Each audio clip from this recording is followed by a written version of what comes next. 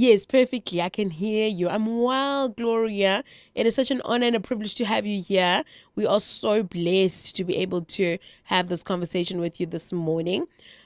Gloria, I'd like you just in short to tell our listeners a little bit about who Gloria is. I've already given them, a snippet of who you are, but, the little girl growing up in Venda, take us a little bit Yes. back and how did we get to where we are now?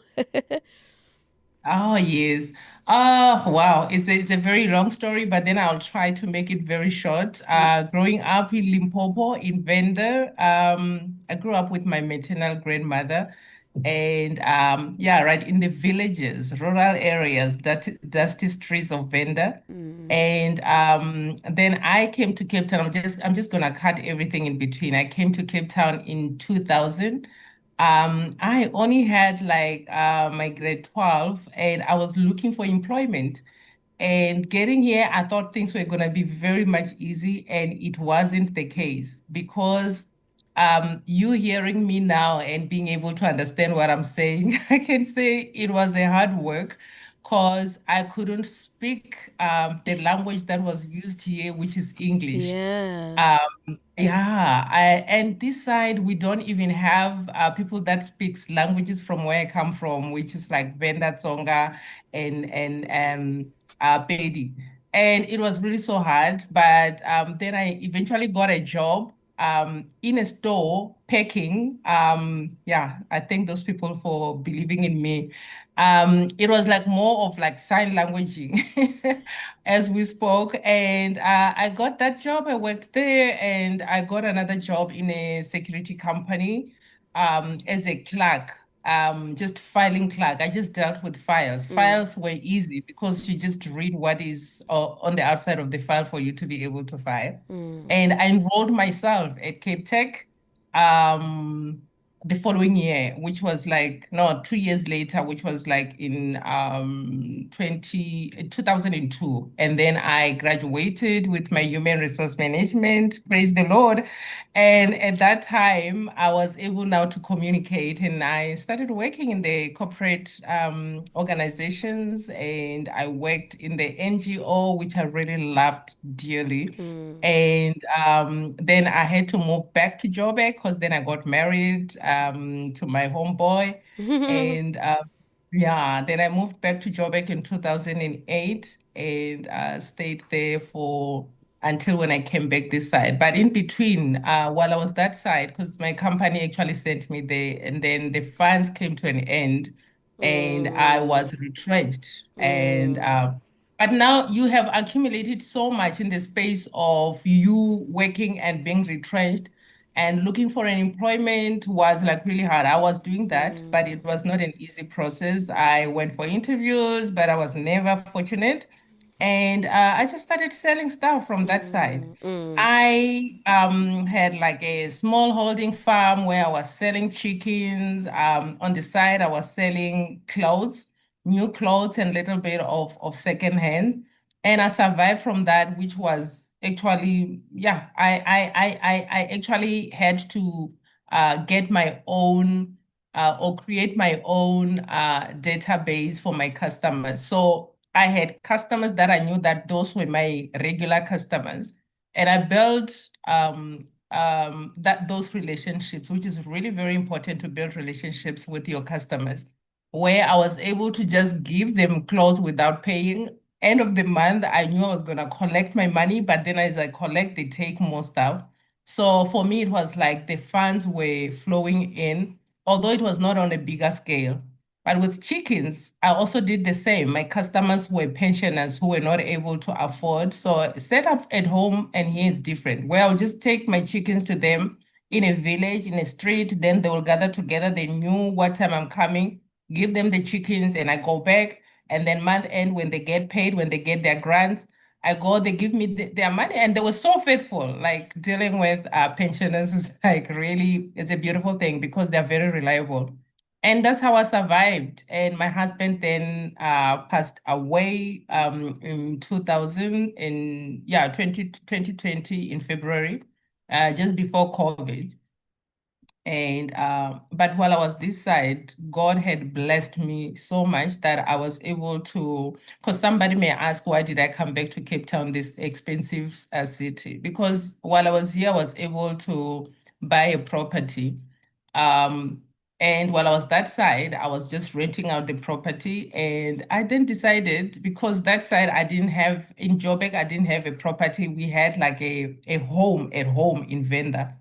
It was either I choose to come back to Cape Town or I go back to Venda.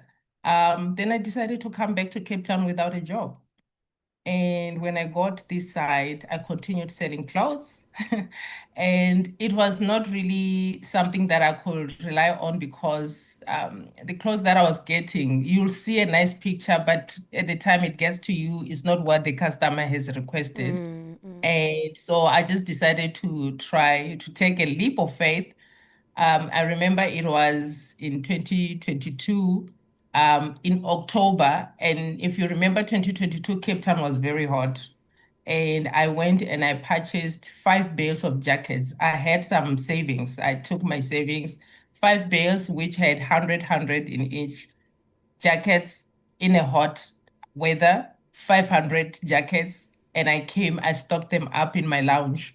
And I told all my friends, guys, I've got jackets. Before doing that, I informed my friends this is what I'm gonna be doing. And they were like, jackets, and second hands, uh-huh. And I was like, yes. And if only I have listened to them, I would not have done that. But I was like, I feel it very strongly that this can work. And I told my friends, but come and buy for your family, buy for your cousins, buy for your helpers, street people. And they came, but then when they came, they realized actually these jackets are really very nice because I only sell European pre-loved jackets. I started with tweeds and I've expanded to selling everything and anything. So that's what I do now. Sell jackets and only pre-loved jackets, nothing else, just jackets. Amazing. Summer, winter, spring, autumn, just jackets. Yeah. Wow, wow. You know, in your story, Gloria, I'm just hearing how faithful God has been, through the loss of your husband, through everything that has happened, but you still remained faithful to him. And Yeah. he's the one, that we give glory to this morning. Um, Yeah. Take us through some difficulties, some tough moments that you have faced, the tough moments that have shaped who you are now, going back to when you faced your loss of your husband and having to, stand and become the woman that you are now, without him. That's a real thing, that happened to you. And it's part of your story. So take us through those moments and how you relied on God through it all and you were able to stand Yeah. again. Yeah, no, I actually think it's just really about knowing who you are in God's eyes, and knowing that He is your provider. He is your father. He is a husband to the widows, a father to the fatherless. And if only you can know that, then you learn then to trust in him and to depend on him, which is what I have been doing. So hard moments, hard times, a lot, putting aside the the emotional side of things, because you can't dwell in being emotional. Life still needs to go on. You have lost the person that you loved dearly. um Unfortunately, it happens, and you're not the first person to go through those. But what do? You pick up yourself and then you start again. And just knowing that you are not by yourself, God will open those doors for you, that some of the doors that you never even knocked at. Struggles, yes, you struggle because sometimes it's not easy, man. You go to so where I sell my jackets in at the markets. I do pop-ups. I get called in houses, like different places, but I don't have a shop. So sometimes you don't actually have you don't have someone who's calling you for pop-ups. Then you go to the market. You can go to the market and sit there the whole day. You've paid the table and you come back Mm. without having sold a thing. But what I tell myself when I am at those markets where I sell nothing, I will make relations. That's what I do. There's no way that I'll come back home without having exchanged contacts. And people ask for my contacts because then they'll be like, from here, where can we find you? Because my stuff is really beautiful. So the hard moments are like when you don't really have enough funds to do things, and then the jackets are not really selling, is out of the season. So you need to find another way of making them sell. Like, what do? You need to go and get the ones that are actually um, especially for Cape Town. We use jackets from January to December. Get the jackets that are weather relevant to the time. Like summer now, I had to learn that you need to sell things like all-weather jackets, anoraks, denims, those kind of things. Don't take your heavy jackets because then you'll come back with your heavy jackets at home without having sold a thing. But without then talking of only a business, I'm a single parent now. So you run around those things. When you've got a child, my child was like only 8 when I started with the business, 9. I would take him to the markets. Um, and then when he was 9, I'll still take him to the markets. When he was 10, he was like, Mama, I can stay at home. Fortunately, I stay in a place where it's like it's an apartment. We've got a 24-hour security, and he can be indoors. He can play outside with other kids, but they're not allowed to go outside of the gate. So now he's 12, but he's been looking after himself. So you juggle around those things where sometimes you cancel the market because your child is having a soccer sport or whatever sport that they need to play. You need to be at his sports to support him. It's not every time where you're gonna send people. And also when you send people, they want you to be there. They want your presence. So those are the challenges. You don't have any other person that you are depending on to help you with those duties or those responsibilities. But somehow you just need to try and make it work and start with your kids early to explain to them and show them, you're working so hard so our lives get better. Um, yeah. So those are the challenges that seasons, being a single parent, but out there people want to support someone who actually stand up and show that they're doing something. Yeah. And yeah, my friends will ask me, you know what? Let us know if you need help. And some will Mm. come, how can we help you? Because they can see how hard I work. Then I Mm. always say you can help me by referring customers to me. You can help me by sharing my business. I always say I don't want you to come give me money because I can make my own money if you send me to the place where I can make money, Yeah. more money than, Yeah. and yeah, and they do that. They open up their houses and I'll have pop-ups, especially now winter, because I know summer will be very slow, but I Mm. work hard now and yeah, and save for summer as well. Mm. Uh yeah.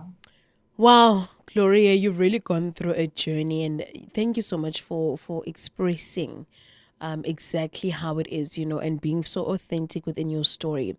So, Gloria, one thing that comes to mind is, as an entrepreneur, what are some of the things that you have had to maybe unlearn, and then learn as well going forward? And also your last words to other female entrepreneurs, people that have gone through maybe the same thing that you have, lost a husband, having to stand alone as a single parent now. If you could just give us those words of encouragement.